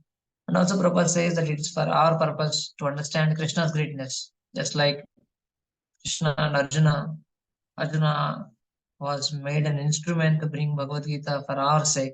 Similarly, Parikshit Maharaj was made Lord Bhagavatam to show the Lord's greatness and sweetness both, especially for the neophyte like us, like many of us. The greatness is very much important to understand. So the conclusion, we can know something of the unlimited when it is explained by the unlimited, as has been done by the Lord himself, the unique statements of Bhagavad Gita. And it can also be known to some extent from realized souls like Sukadeva Goswami, who learned it from a slave, a disciple of Nama. And thus the perfect knowledge can descend by chain of disciple succession only, and not by any form of experimental knowledge, old or modern. So we can learn, understand only when we inquire and take information from the disciplic succession, authorized disciplic succession. That's what Prabhupada mentioning. Okay, text 9, please read.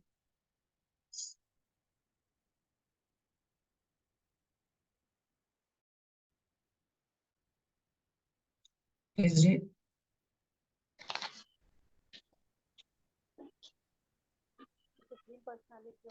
The Supreme. Hare Krishna. Please. The Supreme Personality of Godhead is Please, one. please read. The Supreme Personality of Godhead is one, whether he alone acts with the mode of material nature or simultaneously expands in many forms or expands consecutively to direct the modes of nature. So he's asking question. So though he is a supreme person, so he's asking that, like Mahavishnu, Karanasa Sai Vishnu, he creates first the three gunas, and then he supports the three gunas in the secondary creation. So here we need to understand one two terms called primary creation, secondary creation. Whether you heard it before or not. The primary creation is basically done by Mahavishnu. The secondary creation is basically done by Brahmaji. So the Brahmaji recreates. Creation continues after creation of Mahavishnu. When Mahavishnu glances and then he creates all Brahmandas, and then he himself enters into each Brahmanda as Garbhoda Sai Vishnu, and then he manifests different planetary systems. then Brahmaji comes. So once Brahmaji comes up, that is called secondary creation. Before that, whatever is called is primary creation. So these two terms we need to understand. So here the question was by Parikshit Maharaj. So three gunas, the three modes of nature, Mahavishnu manifests.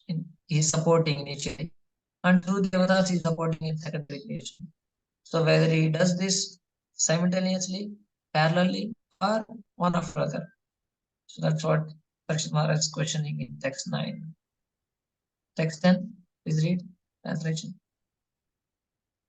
Kindly clear up all the doubtful inquiries, because you are not only vastly learned in the Vedic literature and self-realized in transcendence, but are also a great devotee of the Lord and are therefore as good as the personality of Godhead. So Acharya Son Prabhupada also raises the question in conversation between Sukadeva Goswami and Parikshit Maharaj. Sukadeva Goswami, if he has to say, you said that even great personalities can't stand activities. And how, then why you are asking me? Even great personalities are bewildered by Lord Krishna's activities, which are very inconceivable, which are very wonderful. If they are like that, then why you are asking me? Then Parikshit Maharaj is answering, because you are not only vastly learned, but also self-realized, and you are also the devotee of the Lord. That's why I'm asking you. So that's how Acharya gives the conversation between them. This conversation is going on. So Krishna he is very difficult to know simply by learning the transcendental science of the Vedas, but he is very easily realized by his pure devotees. Basically, by our own endeavors and intelligence, we can't understand the unlimited.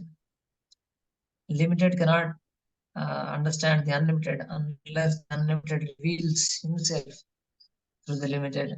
That's how Prabhupada writes in Ishopanishad, the introductory verse.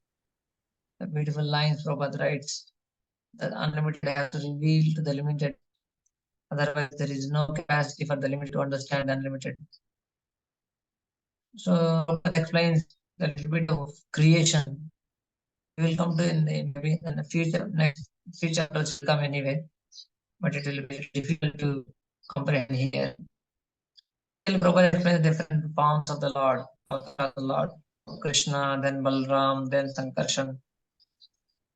After Balram, there is the Chaturvyuha first. Then from Sankarshan, again second Chaturvyuha. You will read in the next few chapters of the creation. But let us skip here. This one, highlighted portion. One cannot have any clear conception of the Lord or his holy name, form, attributes, pastime, etc., unless one is engaged in his transcendental loving service. The statement of the Bhagavad Gita that one must first of all surrender unto the Lord, being freed from all other engagements, means that one must become a pure, unconditional devotee of the Lord. Only then can one know him by the strength of devotional service. Yeah. So today is also Siddhanta Saraswati Thakur's disappearance day. There was a famous pastime of what was the name of one of the professor from Benares University, the vice chairman of the Benares University, came to see Bhaktivedanta Swami Thakur, wanted to ask questions about spiritual life. As I think Madan Mohan Malviya, he was the founding chairman for Benares University. So he came to ask questions about spiritual life. Then when he came, Bhaktivedanta Thakur said, "Okay, I will answer. Please watch some pots in the kitchen."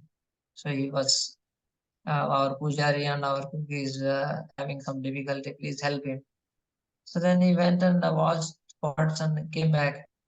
Then Bhaktivedanta Thakur asked, so what are your questions? He said, my all questions are answered. There are no questions now. So that's how it explains, devotees explain this pastime to emphasis on that we need to understand the Lord by connecting to the Lord through the service, by the strength of the devotional service, not just by intellectual endeavors. We cannot comprehend His name, His form, or His attributes. One cannot have any clear conception of the Lord or His holy name by our intellectual capacity. Only through rendition service what will be revealed. Okay. So please read this one. Maharaj Parikshit admitted in the previous verse. Maharaj Parikshit admitted in the previous verse that the Lord is inconceivable even for the greatest learned scholars. Why then should he again request Sukadeva Goswami to clarify his insufficient knowledge about the Lord? The reason is clear. Not only was Sukadeva Goswami vastly learned in the Vedic literatures, but he was also a great self-realized soul and a powerful devotee of the Lord. A powerful devotee of the Lord is, by the grace of the Lord, more than the Lord himself. Then he gives examples of Hanumanji and Samani to show that how devotees are more powerful than the Lord himself, by the grace of God, definitely. So therefore, not only is a devotee of the Lord more powerful than the Lord, also the worship of the devotee is considered more effective than the direct worship of the Lord. Bhakta, puja, vedika. The conclusion is therefore that a serious devotee must first approach a spiritual master who not only is well versed in the Vedic literatures, but is also a great devotee with factual realization of the Lord and his different energies. So Prabhupada is mostly emphasizing on the fact that one has to become a devotee of the Lord, and then one can give a clear conception of the Lord to others. Please read this one. The Lord's pastimes in the internal potency are displayed in his activities in Vrindavana, but the works of his external potency are directed by his features of Karanarnava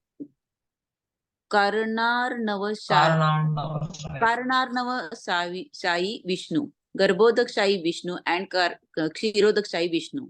Srila Vishwanath Chakravarti offers his good counsel to the interested Vaishnavas when he says that they should not be interested in hearing only about the Lord's activities in Vrindavana, like the Rasa Leela, but must be keenly interested in his pastimes, in his features of the Purusha Avataras, in connection with Srishti Tattva, creational functions, following the examples of Maharaja Parikshit, the ideal disciple of Sukadev Goswami, the ideal spiritual master. So that's how Prabhupada emphasizes that we need to keenly interested. We must be interested in his pastimes, in his Srishti Tattva also, mainly, initially, as Prabhupada also mentions in neophyte stage. We need to focus on how his creation activities, Karma Sai Vishnu, Garbha Sai Vishnu, and all. Then one can, when we understand the greatness of the Lord, one can truly understand the power of the Lord in his energy.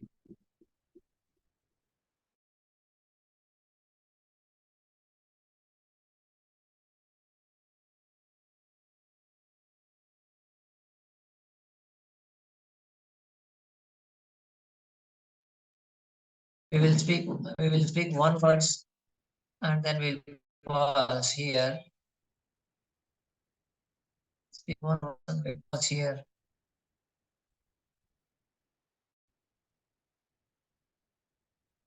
that this is the connecting verse that Sutta Goswami speaks now. Sutta Goswami is speaking that when Sutta Goswami was thus requested by king to describe the creative energy of the personality of God, he then systematically remembered the master of the sense, Krishna, and to reply properly, he spoke thus. So now Sutta Goswami is saying that after hearing the questions by Parikshit Maharaj about creation, then Sukadeva Goswami started remembering the Supreme Lord, Krishna, in the sense that the offering prayers, and then he starts answering the questions. So now from 25, he offerings prayers by Sukadeva Goswami. We will complete this section next class of 25. But it's chapter very much very practical, very also writes reports and lines. I mean, I put not for much, though it's taking a little bit. But in the next class, we'll complete this section. So the beautiful prayers by the Goswami, that section completes process of creation. Though the questions are only mentioned how Krishna creates the whole material worlds, universes, how it happens. So it will be continuing from chapter 5. Almost 3-4 chapters continues to explain about the creation itself. Okay, that's the day. If you have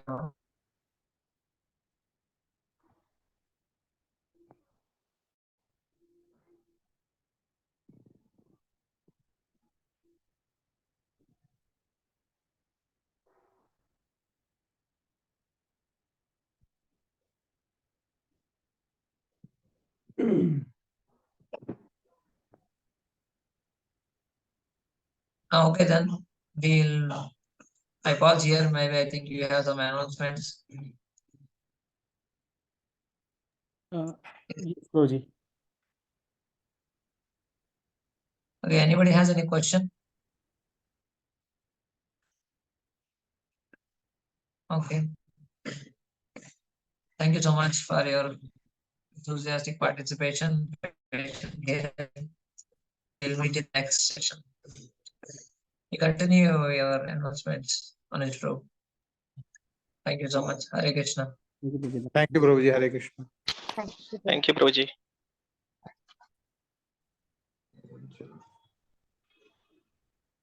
Hare Krishna devotees. First announcement that we will be completing Unit 7 on Saturday, coming on 7th January. And so I think 6th January, Saturday, last session. And then so on 14th January, we will have Unit 7 OB exam. Not OBA, sorry, CBA. Second, I have updated the status of the OBAs received for different units. So I think Unit 1, almost everyone had submitted and you have received marks also. So this is not updated here. But other units, please check. So if you have submitted and like it is received by us, then I have put received. If you have submitted and if it is not written received here, please let me know. So it would be good if you can spend 2 minutes and check right away and let me know.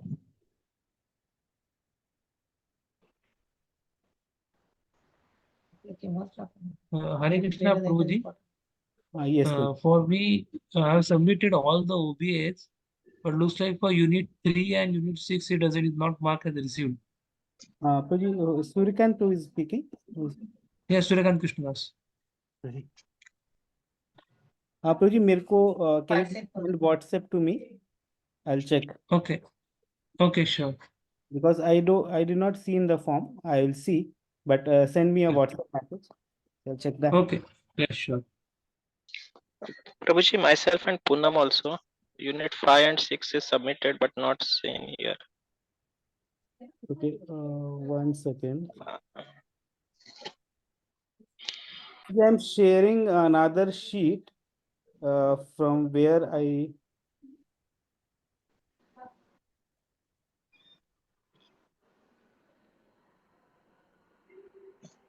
So this is the sheet from where I see who all have submitted what. So if I put so unit 6, if I see here, this is unit 6 by Sandeep Prabhu. Actually, this is CBA that can be ignored. So Sangeeta Mataji has submitted unit 6, then Amrita Mataji, and I don't see any entry here after that. So Yeah, we submitted a little late, maybe but this, last week, 1 or 2 weeks Prabhuji, back. let me refresh this. Hare Krishna Prabhuji, we have submitted OBS 6 before Yatra, both of us. Was this the same sheet? Because for some reason I am not seeing. So this is I have entry till 9th December. I think this is 9th December. Yes. So last entry we checked on 9th December by Ramkishore Prabhu, and I don't see any. So please try to remember and like when it was actually submitted, and if this was the same form, by mistake did you submit in the CBA form? Because I don't receive data for CBA form. I receive only for OBA form. Hare Krishna. Hare Krishna. Yes, Sachin. I have submitted Unit 5 OBA on 6 day ago, 25 December. Why I am not seeing any entry? Are you all using Prabhuji, in the fact, I have also submitted. Poonam Dasani this side. Prabhuji, I have submitted all OBS on time. I mean, mostly on time. For Unit 5 and Unit 6, there was no entry. There was no receipt at your end. Then I have submitted. Will I need to resubmit it? I don't know. The sheet is accepting response, and why there is no entry? It's via that form, Google form. Yeah. So Not when you submit the Google form, entry is created automatically with the exact time. So like this was on, I think this time some what do we call, like time zone issue could be there. Matlab it's all in India, but somehow I'm seeing some issues there. But like it will be like within 1 day of that, this date and time is created. Then your name, legal name, phone number, like so whatever the fields are there, and the if you have uploaded it, it will show the drive location. Prabhuji, we have submitted OBS 6 to 14th November. On 14th November. So from November, there is no entry. I don't know why it is so. So sorry, devotees. Maybe I'll request you to give me 1 day. I'll check again. I'll check with someone, like if there's some issue with Google Sheet or something, or somewhere else I can find. If not, I'll request you to submit again. Whatever is not there, use the same form, submit again, so that I can submit to BVRV. So I have not submitted for Unit 4, 5, 6 to BVRV yet. So I will. Prabhuji, you were saying those entries which has not been automatically added over here from G form, then we have to again resubmit it on the G form only, all those OBS, or we have to send mail to you? No. Same Google form. Resubmit. Okay. So this Google is form. automatically created. Like whenever you submit, these entries are automatically created. And this is one, like from here, I download this and put it in a folder. And then like if it is there, the downloaded one, I put a entry. This is like manual entry done by me. Okay. So because this entry, the entry over here is not there. So that's why. So what you have to see, this is shared with you, this sheet. Please check if you have submitted and it is not returned received. please fill the same Google form again. Okay, thank you. Some technical issue, I'm sorry, like I'm not sure why it is not receiving. I don't think there should be any memory issue. This is like new account. Prabhuji, maybe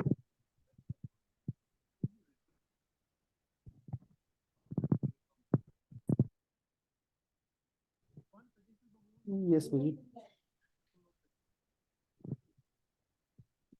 Okay, I'll figure this out, or else I'll request devotees to resend. And two more quick things. One, there is an observation that like devotees are joining by 2:40, 2:45, and like sometimes even later. So 2:30, hardly 4-5 devotees are there. And like there was poor attendance also for this particular unit. So we have last class for Prabhuji. So at least like we can all try to come on time, and for otherwise also. So like December month, I understand like there have been like other services, book marathon, etc. But we can try that. And next, like if you are coming, please put your name, put your original name, like sometimes some other name is there, your phone name is there, or some other name is there. So please, once you join, please rename to your name so that it becomes easier to mark attendance.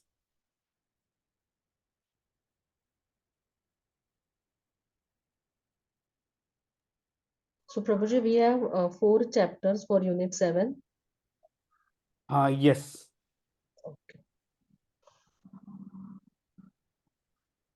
I wanted to. so Prabhuji, the CBA date will be 14 Jan. I mean, can it be a little? I don't know. Yes, Prabhuji.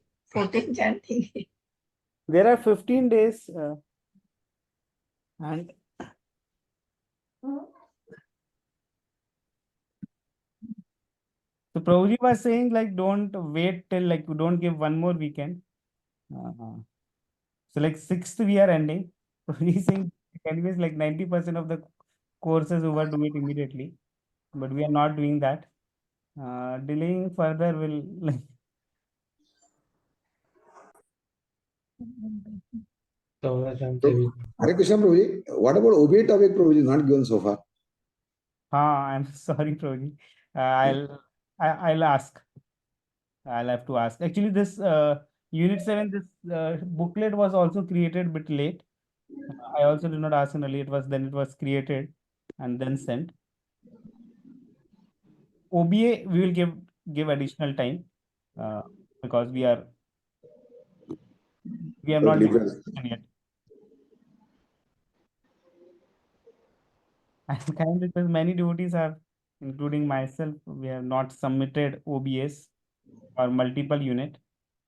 So please complete your pending OBS.